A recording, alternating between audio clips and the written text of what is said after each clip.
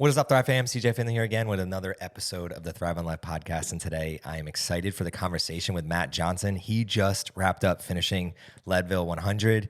He's a friend of mine here in Austin, Texas, who's turning into a great friend of mine because we kind of have a lot of different but similar ideologies on certain things. And one of them is something he said that's interesting right before we jumped on here, where you were mentioning you thrive with having toxicity in your life. So I want to start with that question, but before we get into it, how the fuck are you doing today, Matt Johnson? Dude, I am living life.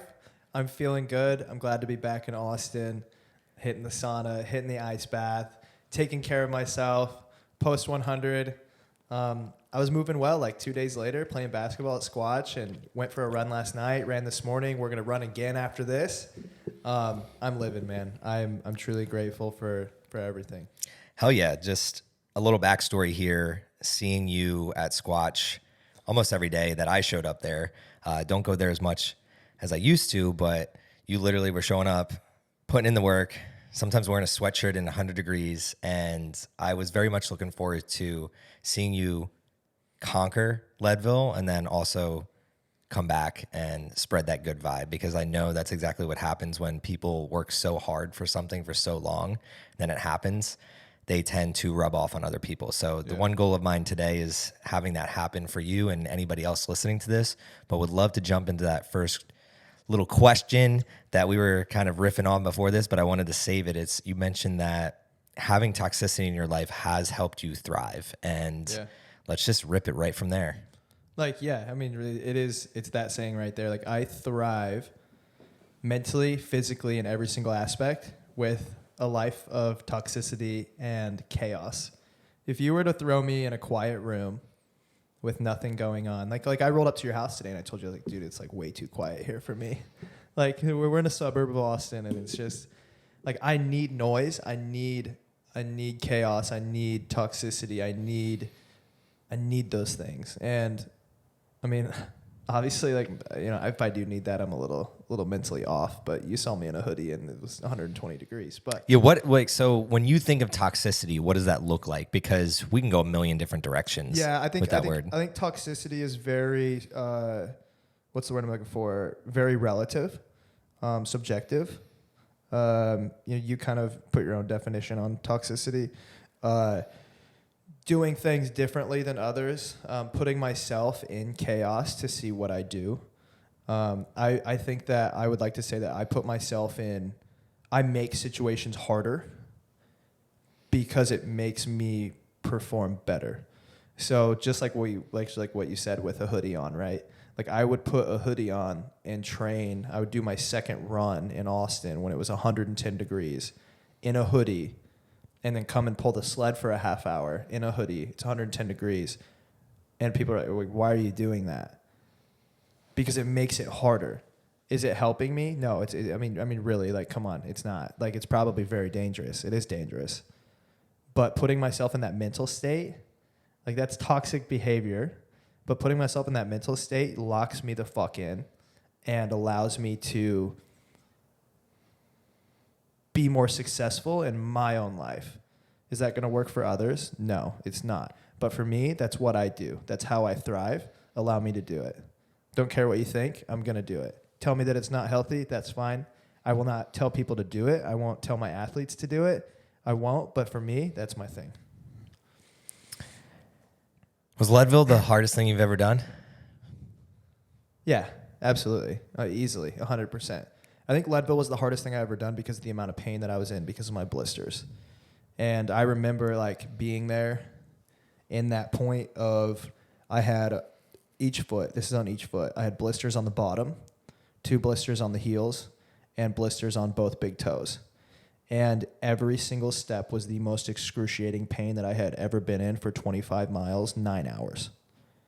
And I remember, like, walking and just thinking to myself, like, remember this feeling. There was never a time where I was like, fuck this, like, I'm never doing this again. Like, there was never a time I said that. But what I did is I'm like, take it in. And like, because there's people that are going to be out there their entire lives and that are never going to go through what I just went through. I'm not even talking about 100 miles. I'm talking about the amount of physical pain that I was in for almost 9 hours, almost 10 hours. 10 hours.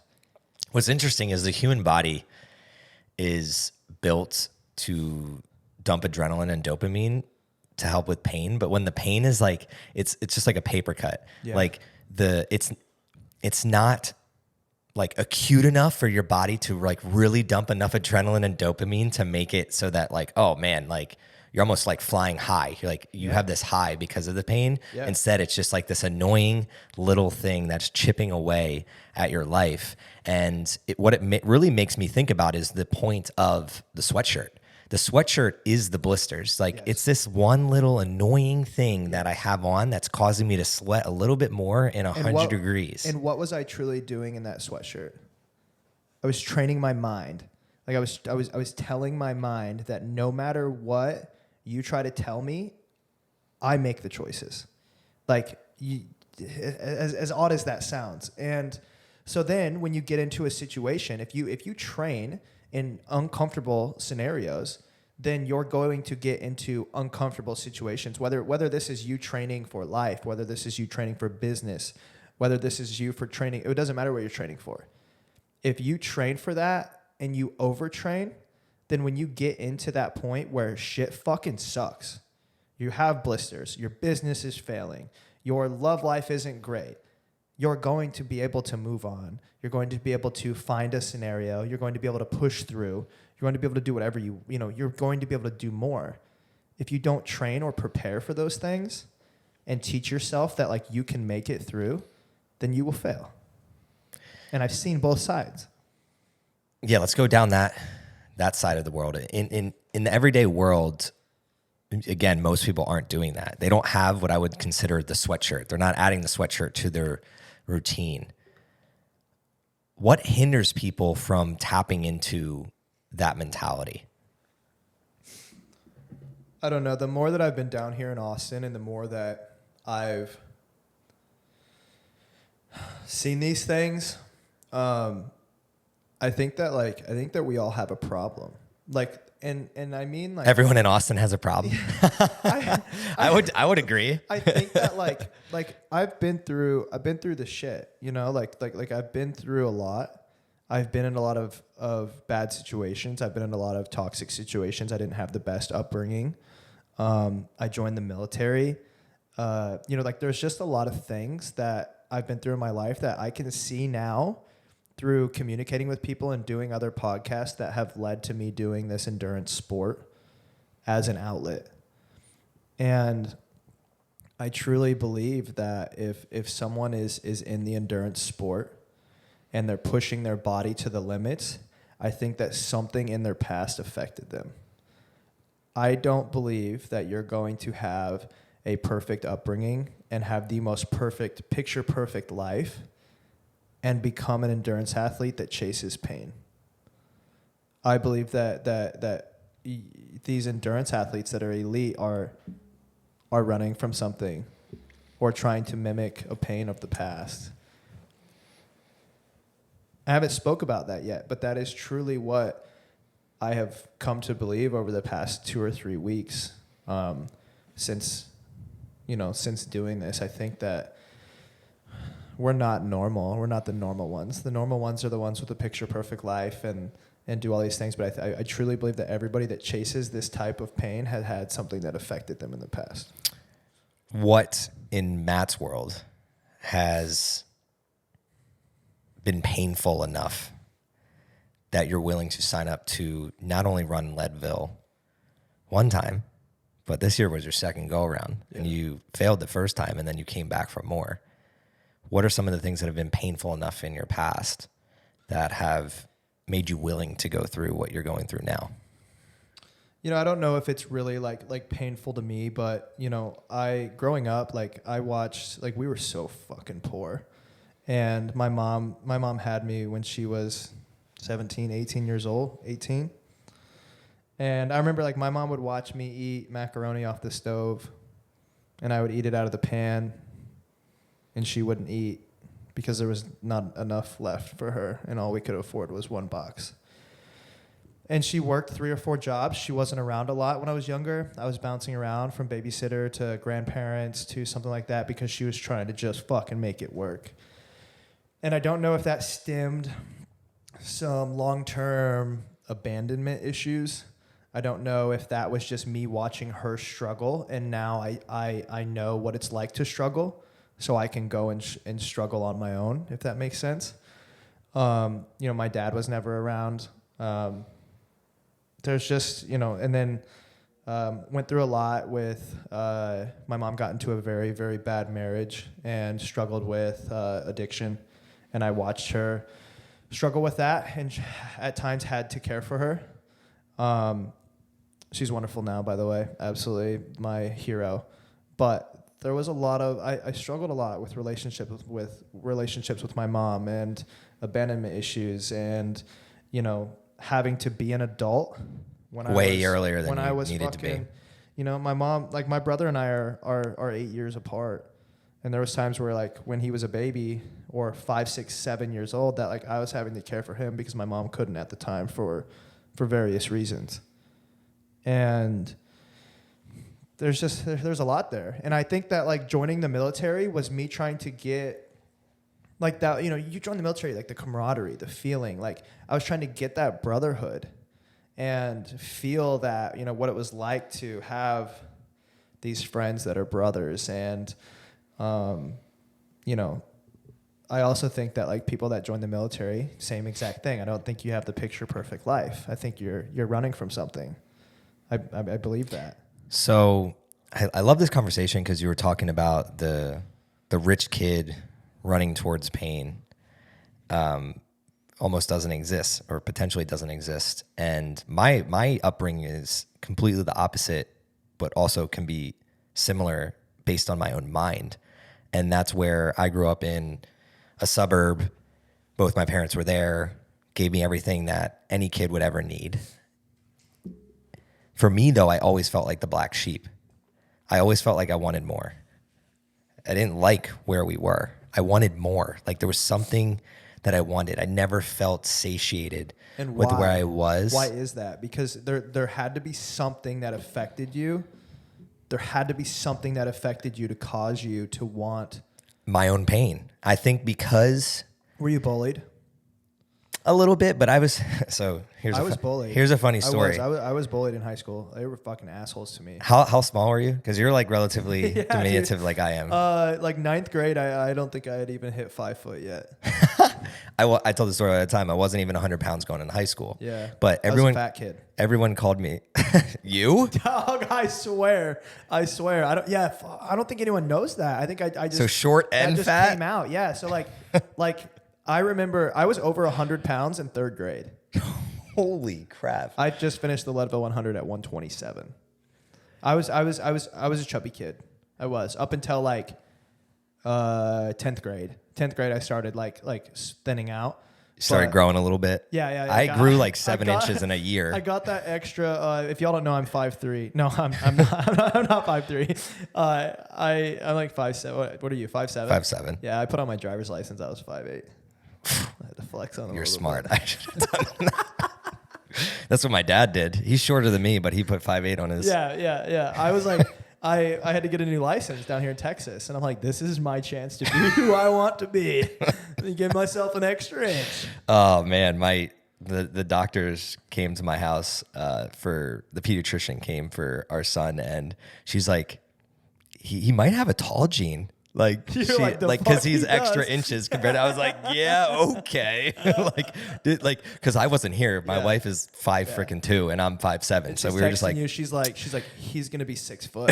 He's going to be 6 foot tall. Man, hey, fingers crossed, little man. Like, knows? I hope like you get that gene and you become an Olympian. That's what we're I mean, the Olympians manifesting that. Yeah, like sure. you got that. But yeah, back to, sorry. So there you go. That was great. The question was kind of like how you can be two different, but also the same, and how Austin kind of attracts that, because I was sick. Like I had celiac disease. I would like literally like I'd play a sport and then I'd like be running to the bathroom and go into the bathroom 6, 7, 8 times a day. And I would hide this shit from like most people. And my mom is an angel, been taking me to appointments my entire life, stood up for me in a lot of different ways.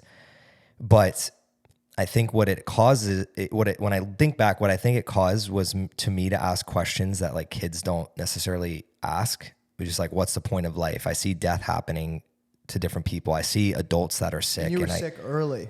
Yeah, like 5 years old, like all the way through. And then when I got into high school, I think my drinking issue started to happen because like I was numbing pain with drinking. Now I kind of numb pain with athletics, but I was always an athlete, right? Yeah, that's exactly it. And flow state.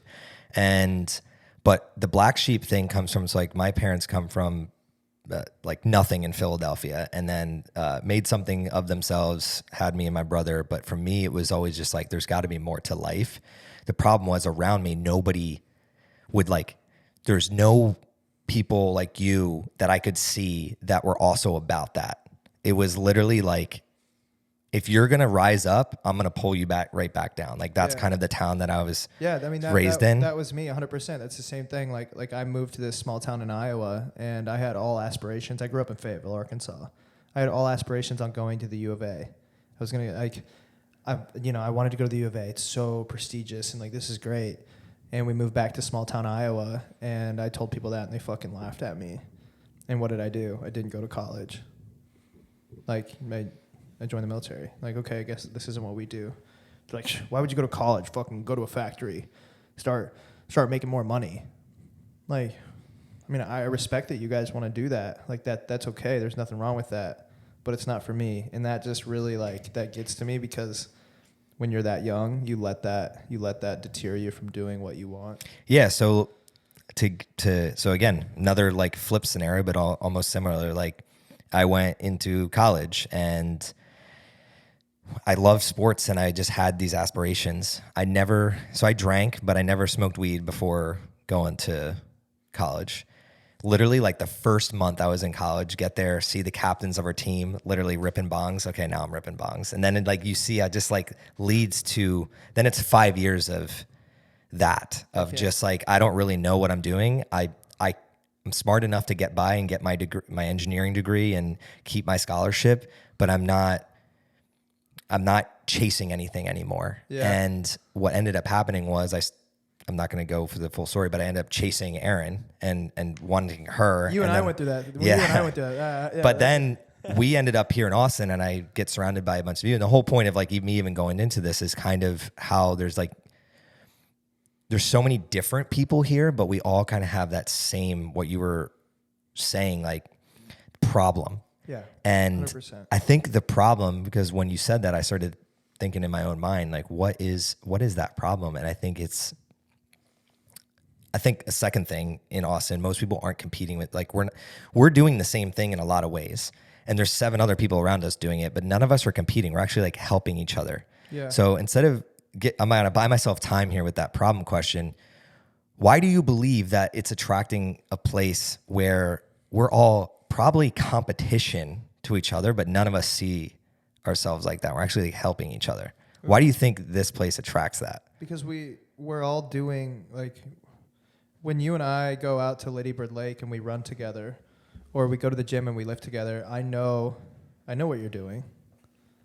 Like, you know, I'm doing the same thing. We're doing that, what we just spoke about. Like, your Squatch isn't the nicest gym. It's not the best gym. We could pay hundreds and hundreds of thousands of dollars to go to Collective or go to, you know, the Lifetime or, you know, On It or like all these other places. No, we choose to go to Squatch because that's our place. And what I'm saying is, like, you obviously know that none of us there come from money. We're there for a reason. Like, we're there to work out. We're there to chase our demons. And I think that, like, you know, if you're messaging me and you're like, hey, I want to go run 20 miles with you on Saturday, I'm like, okay, like, this guy's fucked up too. Let's go do it. You know, that's it. That's why we're not competing, because I know that, like I have a text, I have a group chat in my phone. It's called Group Loop. And every Saturday, everyone in there is sending out messages, and they're like, hey, like, who's looping this weekend? That means who's running, you know, 10, 20, 30, 40, 50 miles around Lady Bird Lake. oh, I am, and it allows 8 different people to connect on this, thing. And it's like, yeah, we're not competing with each other. We just know that we're all in a little bit of pain. One, I need to be added to this group chat because Yeah, you do now. Yeah. Not that you read your messages, which is what we came across. Hey, the option is there. Okay, add CJ to the group chat. Yeah, I forgot about that. you were talking about having an assistant. There you go. That's number one priority after this podcast is add me to the group loop text chat. I'm sure I could find somebody to be my assistant. No, but this make is my life so easy. This is going down I've actually never talked about like this view of why. I mean, I've asked why natural. Austin before. This was not planned. Like we literally everything that we talked about before we got on here is out the fucking window. Yeah, which was like Leadville. No, but it brings up a great point because I've thought over the years, one, I bopped around before I got to Austin, and I thought about what actually attracted me here, and then even more importantly, what kept me here, because I bopped around besides when I grew up in my parents' house, like for a long time. And if I wasn't bopping around physically, I was bopping around in my own mind. And when I stumbled upon this place, I gained way more clarity of mind, and it actually kept me here. And to your point, I think I've literally never thought about that of I like hanging around people that you could say are fucked up, but it's more important to me that they acknowledge their past and are working towards a better future. I think that's what I'm addicted to, and I've always been addicted to that's where I liked sports. When I played sports, I could feel when I practiced hard and I got in the game and I was better at it, I love that feeling, and I love the camaraderie, to your point of like joining the military. And I missed that when I graduated college. I missed the camaraderie, and I missed chasing improvement week over week. And when I got here, and both of those things require pain. Like if you're in a family or if you're on a team, like fights happen. People are gonna like rough up against each other and just like have different we beat opinions. The shit out of each other at basic training. Like, but there's this on like the regular respect and this love that I feel the corporate world and a lot of people have lost. And when you go to Squatch, you see it in these people. Exactly, because here's the thing. I can beat the shit out of you. You can beat the shit out of me, but someone else comes along, ain't gonna happen. That is like the camaraderie. That is like the brotherhood. And, like if I do something wrong, I would expect you to kick my ass. But right afterwards, like you're gonna have my back regardless. Like that right there is brotherhood. Like it doesn't have to come down to fighting, but you know what I mean. Yeah, like theoretical. Yeah. I mean, it's you tell me that I'm wrong. If I do something wrong, you tell me I'm wrong. You put me in my place. But as soon as someone else comes in to do that, you're like, nah, that's my guy. Don't do that. That's a big thing for me. You can do and say whatever you want to me. You say something to my friends, and I'm coming after you. Which brings me into the point of like I almost got into a fight at the finish line of the Leadville 100 over that. Like as in like not really at the finish line. Was it you though, or was it your soul? It was, I don't know, man. But how much of Matt was left? Who knows? But like we were making our way. I'm just gonna tell this story real quick. We were making our way to the truck, and I'm dead. Like I'm just not alive. And making my way to the truck, limping my way there.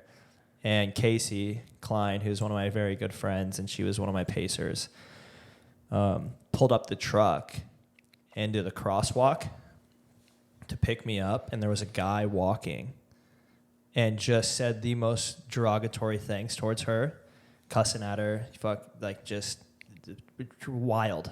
Like, are you just said wild shit to her and called her a lot of names and like, you're parked in the crosswalk, you idiot.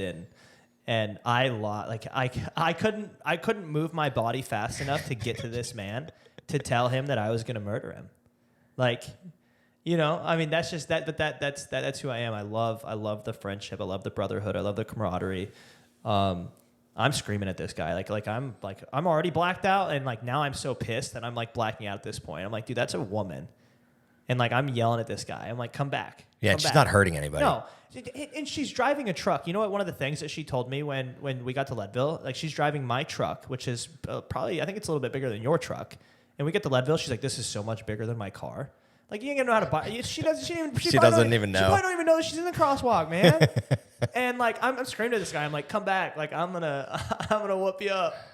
And yeah, I mean, so friendship and camaraderie is very, very, very, very important to me. And you can do and say whatever you want to me. It's not going to bother me.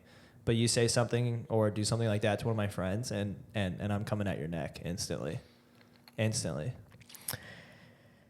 Yeah, it's something that exists here. And that's why people say, what brought you to Austin? Oh, the people, the community, you know, like people that come here want to be part of something. That's why we have 10,000 groups that, you know, do everything from building computers to running thousands of miles. Like, you want to learn how to that is also the great point is just like, we're in this little, like you would think that we're in this like big niche that everyone knows us and like you come here and there's so much more that like, I don't even know what goes on. Like, and even the coolest thing is like when Matt Choi messaged me the other day, he's like, hey, meet me at Sunflower, like let's talk. And I'm like, what the fuck is Sunflower, bro? Like, what is this place? And I show up and it's literally the best acai bowl I've ever had in my entire life. And I sat there and talked to Matt. What I'm getting at is like, this community is so big. It's so big that I've been here for 7 months and I had no idea this place existed. And now literally it's all I can think about in my mind. I'm like, honestly, probably after I leave here, I'm going to go get an acai bowl before I go to the men's workout. And you need to go there. If you haven't been there, you need to go there. It's going to change your life. There's shit in there I can't even pronounce. Guess I'm taking my wife to Sunflower. I think I need to figure out what it's called. It's on South Congress. I know exactly what you're talking about. There's stuff in there that I can't pronounce. Yeah, it's which isn't even crazy. Crap, it's behind Collective. Yeah, it's like right down. Life Organic or Sun Life. Dude, the $1 billion bowl, it's like $38. Yeah. $40. Is it good? It's fucking amazing. Oh my gosh! So I had But dude, is it better than a good steak? I don't know. Okay. I don't know. You're right. But this is how I live life. Try things once. Spend $40 on that $1 billion acai bowl. Cause dude, there's literally it's like that big. It's like literally everything in it. Okay. I got the one right above it, but I did eyeball that. I did eyeball it. But the reason that I didn't get that is because I already spent like $48 there because I got the bowl. I'm a big mango guy, dude. You give me one food to live by for the rest of my life, it's gonna be mangoes. I would. It's okay. Like, hey, 3 things you can take to an island. I'm like, give me. I don't 3 think mangoes. I've ever eaten a mango. What? Yeah, I've never eaten a mango. Oh, dude, Ross the other day told me I should be eating dried mango. Dried mangoes? Dried mangoes No, for you like need to running and stuff. Wet mangoes. Like normal, just eat normal mangoes, man. You ever had coconut meat? That was in my bowl. I think one time. That was in my bowl, and like the girl, like, bless I've her definitely heart, had it like once in something. I don't remember though. I might be kind of stupid, but what's coconut meat? Because I just had no idea. And she's like, oh, it's like the chopped up coconut. I think it's wet chopped up. You know how you have like the coconut is wet. flakes, It's but they like- keep the moisture It's to like it. gummy, like it's like like chewy. Yeah, It's it's the odd. inside of the coconut. Usually they'll dry it out, and then you'll have like there's flakes no of taste it. to it. Like it was in my bowl. I couldn't taste coconut. Then there was like some marshmallow shit on top that was like super thick, and I don't know what it was, but oh my gosh, All right, I guess we're going to Sun Life at some point, you but could just run there. let's kick it into what made you sign up for the Leadville 100 the first time around. So run us through, like, because I personally don't know this at all, like. And I guess just for education of my audience, I don't know how many people even know what Leadville 100 is. So I would start with just 30 seconds on what is Leadville 100. So the Leadville 100 is one of arguably the top 3 hardest trail races in the United States. And by top 3, 100-mile trail races. It's a race that goes 50 miles out, 50 miles back. The tallest point of the race, you start at 10,000 feet. The lowest point of the race is 9,000. The tallest point is 12,600. And it is truly a very demoralizing race for many because you have altitude issues and you start with altitude issues. And then you have Hope's Pass, which is a 3,000 feet up, 3,000 feet down. You turn around, you go 3,000 feet up, you go 3,000 feet down. And that's in about a 20-mile span. So you spend about 9 hours climbing a mountain, descending a mountain, climbing a mountain, and descending a mountain. And then you get to mile 60 and you have 40 miles to go. It's just, it's a brilliant race. It's set up perfectly to be very, very hard. 2022, I did a charity run for a local 501c based out of Ankeny, Iowa, which was north of Des Moines.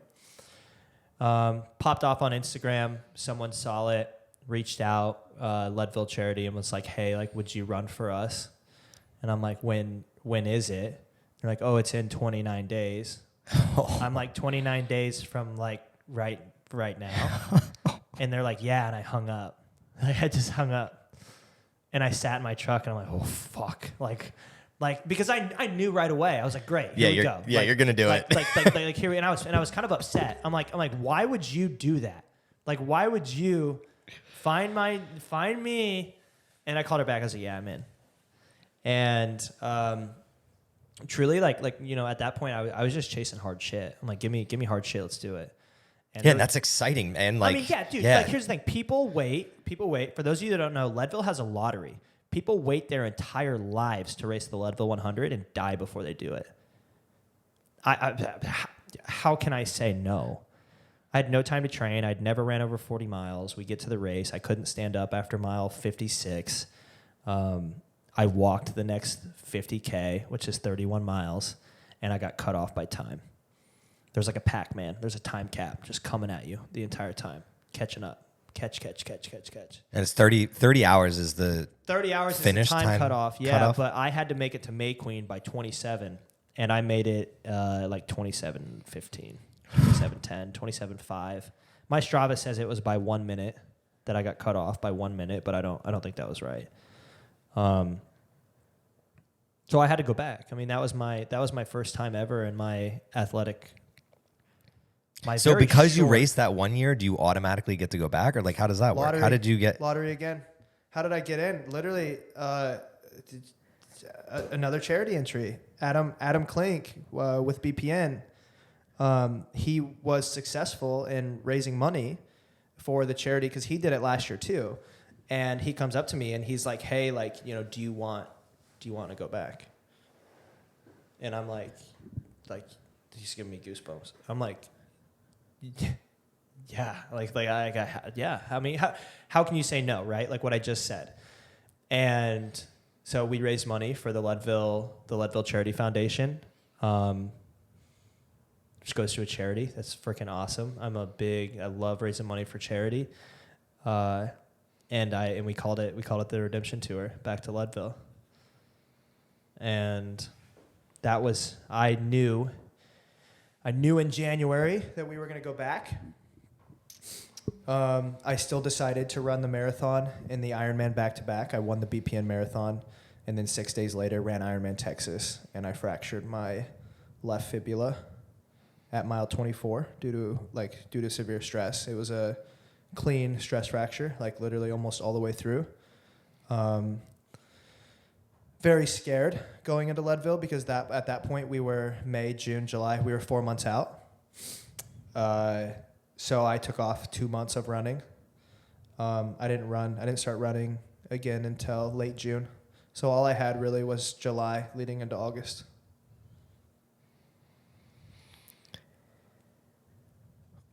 How do you think that setback actually was helpful to you? Not.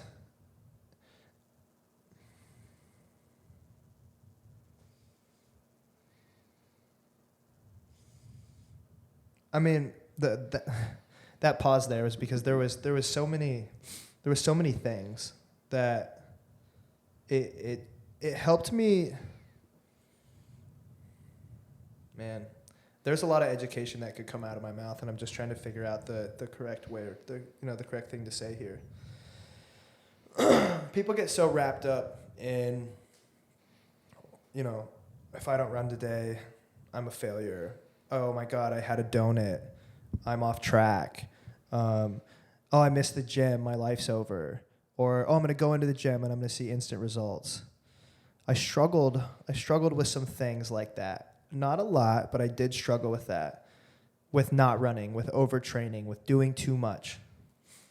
And I had that happen. I took 60 days off, 61 days. I lifted weights every day. I gained almost 20 pounds.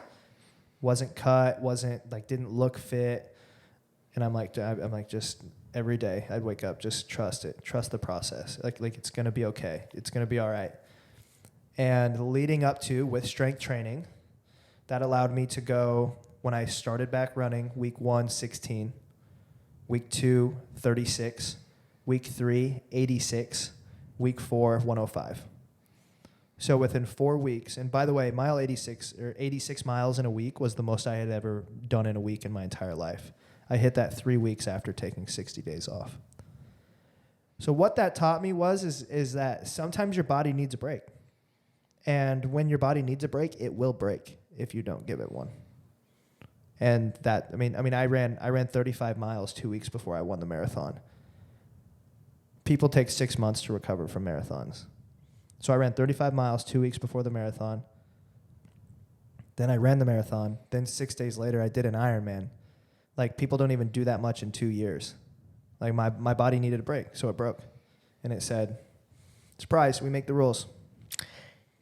Then it becomes a mental challenge, just Yeah. like you were saying. And I think the mental challenge is what breaks more people than the actual body. Exactly, and that's what I was just going to say. But luckily, which we've already dove into here, I'm mentally tough enough. A lot of people aren't. That's why you see these people that, like Usain Bolt, right? Usain Bolt, what did his quote? He said, I spent 5 years training to run 8 seconds. And you give up because you had one bad day? Fuck off. It's funny you mentioned Usain Bolt. Some of that I think about a lot is Michael Phelps. When That's you wild talk that you about say that. Greatest athletes of all time, everyone talks Michael Jordan. I watched a video of him last night, and here's another testament of him. Wow, that's wild you brought that up, because I remember watching this video. I'm like, why am I watching a Michael Phelps video? Look at this, full circle. Yeah. 5 years. For 5 years, he trained for 3. He was in the pool for 365 days for 5 years. Yep. For 5 years to become who he was. He was in the water every day for 5 years. And this is how the mind works of a competitor. As soon as he started winning the golds, then now you have the pressure. You have to do it again. Yeah. So he kept doing it again. Yep. And again. Yep. And again. And you're talking multiple decades of time of his life dedicated to that. And when I sit here and I think about my own life and like the little things I got to complain about are the training and the yada, yada, yada. It's just like you can either be someone like him or you can be everybody else. Choice is yours. Yeah. And absolutely. something you said to me before we jumped on this podcast that I wanted to bring up falls in line with this is you ran Leadville and then you finish and you don't even care because you're focused on the next thing. And I think there's only a certain subset of people that understand this, because I want to be clear. It's frustrating. I want to be clear that one, you do a great job. You're not bringing negative energy of I completed Leadville. I think a lot of people don't understand, it's like you have an insatiable need to continue to do something else. Yeah. But that doesn't mean you have to be negative about it. So I want to make it clear to anybody that doesn't know Matt, I feel his vibe. You walked in my house, we're hanging out. Your vibe isn't that. Yeah. It's more so what can I do next and how do I approach that? Yeah. Which, again, a certain subset of people will understand. I understand that. The question I have for you, though, is how do you make sure, you mentioned toxicity earlier in the podcast, how do you make sure that that doesn't become too toxic to the point of you're now not living life for what you want and the things that you want to achieve, but it's ruling you? Because I feel I struggle with that, but I also feel like running and doing what I'm doing now is going to lead me to the life that I want to live.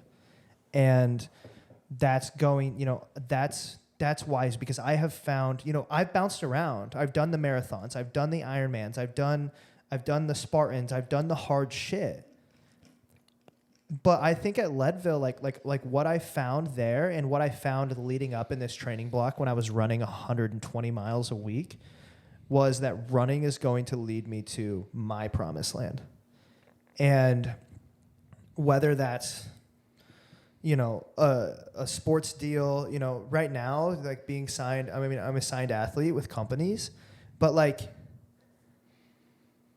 I've found the happy balance of running is going to lead me where I want to go, and I'm going to let it do that. It's not going to happen after 100 miler. And I think that is what, like, deep in my mind, I know that I am capable of being one of the best. There's a conflict of information going out in today's world where, like, you have somebody like Alex Hormozi, who I agree with a lot of the stuff he puts out. And something that I've thought I agreed with, but am starting to not agree with, is he talks about the person who loves what they do every day and is going to be consistent is going to win in the long run. The thing that I think I disagree with is I fucking don't love every minute of the journey. I don't love the miles. No. I don't. No. But I keep doing them. So that's where I started having a conflict of that advice that he said, because I'm putting in more miles than I ever have. I'm training harder than I ever have. And I still don't love it. But I still show up and I do it every day. For you, if we were to go percentage-wise, how many days are you showing up like, I'm in love with the training I'm about to do versus I just need to get this done? I don't know if it's how many days. I don't think the question is how many days am I showing up. The question is how many of those times am I showing up? Because there's days where I can have an adequate, which if you're an elite athlete, you're working out multiple times a day. I could show up in the morning and I could have a horrible 20-mile run. Go home, refuel, work, take a nap, relax, decompress, come back, go to Squatch, and have a phenomenal workout, a great workout. And then I'm going to do my double back run. So I'm going to, because I was doing doubles. I was averaging like 26, 27 miles a day. And I would do my double, and I'd be like, dude, you had a great workout. The endorphins are flowing. Like this is phenomenal. So I would say that probably about 40% of my runs sucked, where I'm like, this is the worst run I've ever been on, ever. And I'm definitely, but like I know that feeling. I am telling myself that. I am being very dramatic at that moment. Yep. But of course, you're alone. But yeah, but like I'm telling myself that. But here's the thing: there's a lot of factors that play into it too. You can do a lot of different things. There's nights where we'll go out and we'll eat crappy food. My friends and I will meet for a couple drinks, and no matter what, the work will be done the next day, no matter what. But there's so many factors that play into those shitty days that the difference between those that win and those that lose is I'm not going to let those shitty days affect me, and I'm still going to get the fucking job done. That's why I will win. A lot to unpack. I love your reframe of the days to moments. I think I purposely poked that, and then you caught what I was getting after, because I think people out there paint an unrealistic picture that I need to be perfect in training, or I need to be perfect, and that's what have you heard that saying, no bad days? No, fuck that. Like have bad days. I see people with these like little wristbands on and no bad days. No. You are setting such an unrealistic expectation. There's no good days if there's no bad days. Exactly. Like you are going to have a bad day, and you are going, if you want to win if you want to be successful, this goes for everything, not just running, business, everything. If you have a bad day, what do? You do something to correct it. Because this morning I woke up super late, almost missed my. I lead the Squatch Run Club. Woke up at 7:19, almost missed Squatch Run Club. I'm pissed. I'm driving there and I'm like, you stupid. Like, how do you do that? Give me some slack because I just ran 100 miles, right? Like, I never sleep through my alarm. And my alarm, by the way, is 6:45. Like, not even like a crazy time. And like my day started off bad, right? Like I had to brush my teeth super quick. I had to grab my coffee. I had to drink my coffee on the way there. I didn't have time to check in on my athletes. But did it start off bad? That's even another thing. Exactly. You had food, you had coffee, you had a place to sleep. Right. Bad. Yeah, 100%. And that's the thing is like, then I get there and I'm on time. Everything like the world's not going to burn, you know, like it's okay. Relax. It's okay. I got there. I ran. I sauna'd. I ice bathed. I left. I went home. Saw my dogs. This is fine. Changed my clothes. Headed here. Relaxed in the truck. Like that was I think I got my relaxation driving here that I missed this morning. But what would have happened if I would have immediately said, well, fuck, this is it. It's done. I woke up late. I hate it. I hate today. I'm going to be pissy all day. No. No bad days. You're going to have those bad moments. You're going to have bad moments, but you don't need to make that into a bad day. Yeah, so essentially what no bad days means isn't the fact that like that the whole day, like I think for instance, I totally just contradicted. No. Bad days. I get what you're saying, but I'm just making it clear for everybody else out there. Because like something bad happens to your family member. That's a bad day. Right. Yeah. But what you're trying to say is even in that bad day, there are moments of that day that you can reflect and you can change and you can have positivity. Absolutely. And progression even in the bad day. Yeah. And that, I think when you think about your entirety of your life, or I think about the entirety of my life, what actually matters is how you show up on the days like that compared to the great days. Because one, most of the time, life, I forget how they said this, but most of your life is vanilla, period. Like mostly everybody's life. It doesn't matter if you're a celebrity or you're me or you're Matt. Like 80% of the time, it's doing the little things that we need to do throughout a day to continue to live and help our family and help our friends and move our needle forward. It's not the lavishness that Instagram would show you. And I consider the same thing with like bad days and good days. You're going to get more out of life if on bad days you learn how to understand what can I get from today, even though it's a bad day. Because the great days, it's going to be easy to push the fucking gas. And to the point of ultra running, there's going to be races, and I'd love your take on this. There's going to be races where you feel like you can push the throttle and you feel great. And then there's going to be other races where you're just like, I don't have it today. I had knee pain at Leadville at mile 6. But you kept going. And yeah, but I was like, oh fuck. You know, like Leadville wasn't what I wanted it to be. You know, but that testament right there. At mile 6, I was 80 minutes in. I had 27 more hours to go. That just sounds crazy. You got to keep pushing forward. You have to. That's just like Leadville is the metaphor there. That's life in general. Sometimes shit's going to suck right off the bat. Just keep moving. Do you have any epiphanies coming out of this race? No. No. I mean, like aha moments? Mm-hmm. No. I was so dialed in. Like I was like, this was my redemption tour. Like so much blood, so much sweat, so many tears. And I mean that in like, I know that's an overused saying, but so much, I put so much into that race that like the biggest thing for me is, I enjoyed it, but like I didn't enjoy it as much as I wanted it to.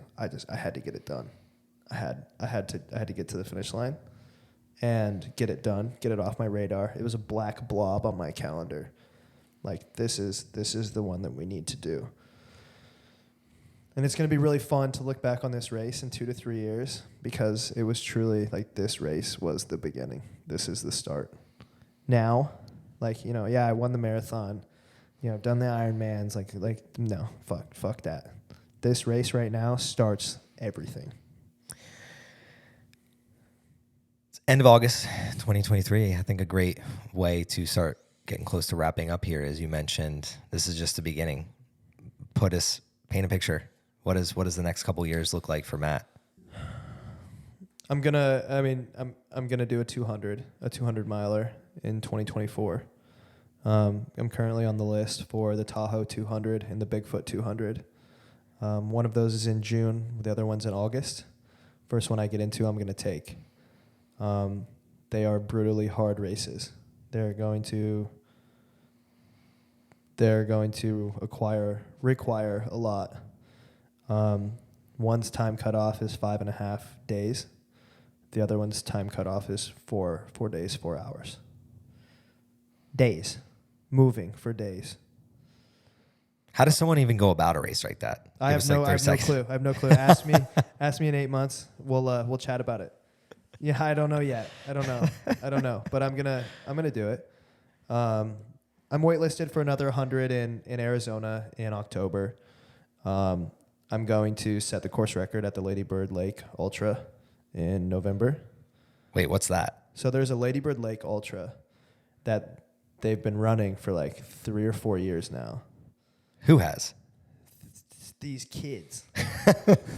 Yo, It's these legit. kids underneath the 35 bridge are just running this thing. It's legit. Look up on Instagram if any of you are around here and interested. Lady Bird Ultra, and it's there. And I will be there in November, and I will set the course record. That course record's mine. FKT, fastest known time. That's what I like that. I have a real I really want that. What's the date of this? I think it's November 2nd. And like, how many miles is it? What 50. Five loops. You just do 5 loops? Five Okay. straight loops. Self crew. Like, dude, I can. Starts during the day? I Is it can night? rip Like, what morning. is it? Morning? Morning in November. Are you allowed pacers? I don't know much about it, but Because I was going to say, I'll rip 10 miles with you. I just know that, like, I messaged them when it like the Instagram account got first created, like this year, because they've been running it though. I talked to the guy, and I'm like, I don't know. Would you be interested in a relay race? Yeah, I mean, yeah, I mean, We're going off the cuff here. I mean, I'm interested. I'm just picking your brain on like what do you like? I'm Because interested in everything. I want to do the bike across America. The one of the things that reminded me of that you did that reminded me of myself is like when you had that 29 days. You want to do Leadville for a nonprofit. Roan reached out to me to do San Diego to LA last fall. How it's far a relay is that race. total? Like 130. Can you run the whole thing? I mean, somebody could, but it's not as fun. Like, cause you're like I was running 7-minute miles. Like the first 10 I ripped at like 7-minute pace, and you get right back in the van and somebody jumps out of the van and it's like, it's fucking fun.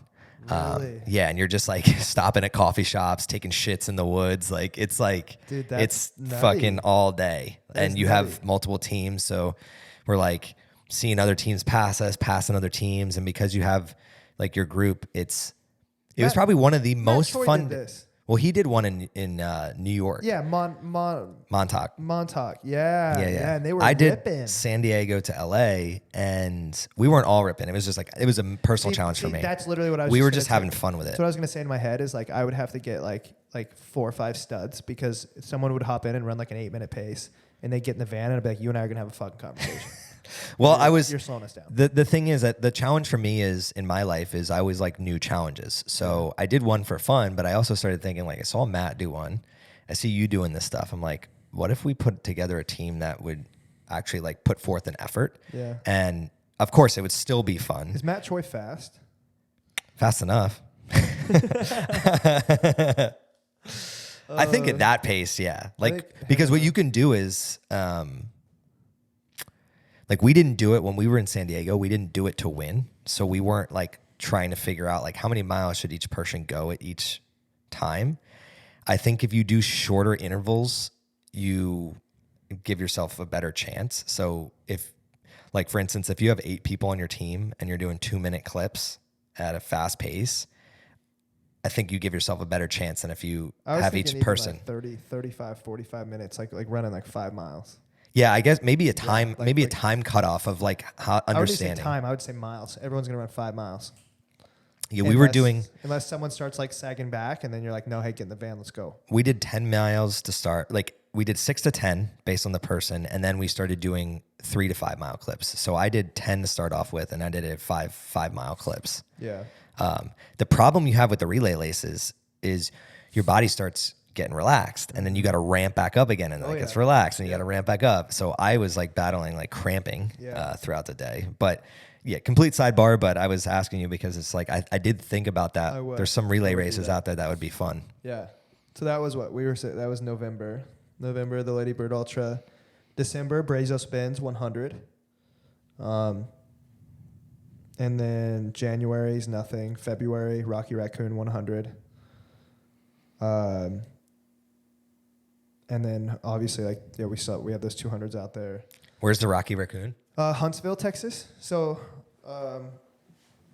like towards College Station, I believe. I've been out there once. It's super flat. The goal right now is to do 4 100s in 8 months. And then after that, March 100, start going into 200-mile prep, whatever that looks like. I'll have to hire a coach for that one. But, you know, I got friends, Sally McRae, Mike McKnight. I can chat with them and see they've done it. Elite level. Why not me? I think this is a great place to end. Why not me? Why not Matt Johnson? Why not me? I'd love your take, though, because I know you're going to do it. And you have the 100s. Then you have the 200, which you'll do. What is that going to give you? It's already done. Like, in my mind, when you talk to elite level people, it's already done. What's it giving you? Yeah. Self-confidence and knowing truly what I'm capable of. Mm-hmm. It's allowing me to tell my future son or to show him or her that there are no limits, there are no boundaries. Same thing as you're going to go out, you're going to run that 50K, you're going to run that 50 miler, you're going to knock out 100 one day, and you're going to tell your son about it, and he's going to be able to see it, and he's going to know that he's not limited, and he's going to know that you're one tough motherfucker. And I see you getting emotional. He was sitting right here with me yesterday. It's true. And you're proving it to yourself, you're proving it to your family, and you're proving it to, the future yous.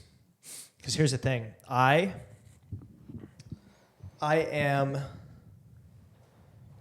the one to change it all in my family.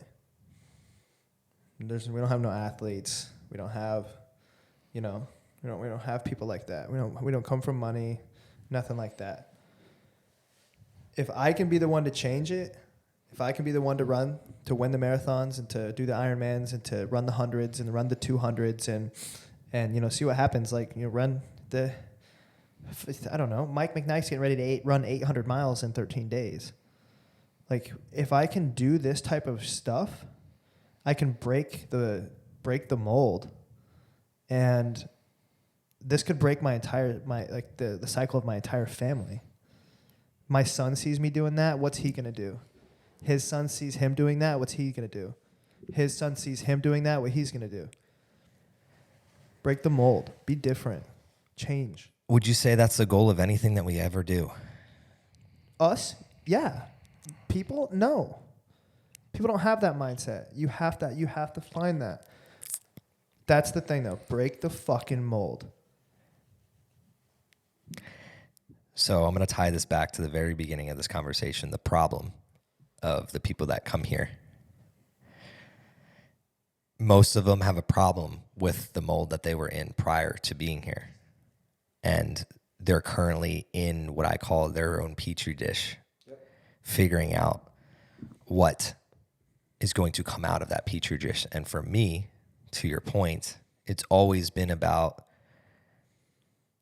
how do I reach my potential so that the next lineage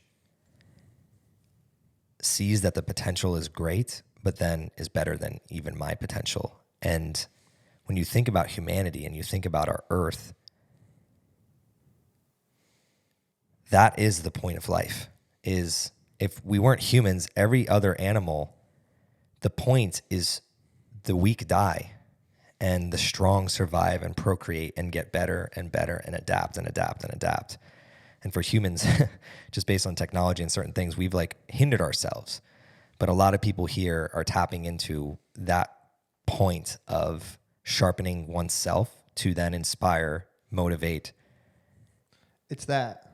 Help others Yes. be limitless in their Yes. thoughts and their actions Yes. to then make a better world. Yeah, it's that right there. Because when I'm laying on my deathbed, whenever that is, I want to be there and I want to think in my head or be able to see I changed the trajectory of my entire family. But I also inspired and changed the trajectory of thousands of other lives. I've had hundreds of messages, hundreds over the last year and a half, 18 months. You inspired me to go run my marathon. You inspired me to run a half. You inspired me to do this trail race. I did this for the first time. I won this. What happens if I put everything out there that I did and then someone else looked at me and was like, I'm going to be like that guy and I'm going to fucking change? And then they alter the entire, like you're altering. Their lineage, their ripple effect. That's why I have the ripple on my hand. You are altering the butterfly. Yeah, like the ripple effect, butterfly effect. You're altering an entire family's life. If I can inspire a dad to get up, get out of his fucking chair, stop drinking beer and go for a run, I'm changing a whole family's life. That's why I was put on this earth. Mic drop. Thank you so much, Matt, for coming and having this conversation with me. We wrap up the same way each and every time. My biggest goal and mission of this podcast is to connect people with my guests, because I know, just like you said, with changing other people's lives and changing families' lives, that the easiest way to start that is actually to have a conversation and connect and build those relationships. So if people want to reach out to you and connect with you, what's the best way for them to do that? The best way to reach me is going to be on Instagram.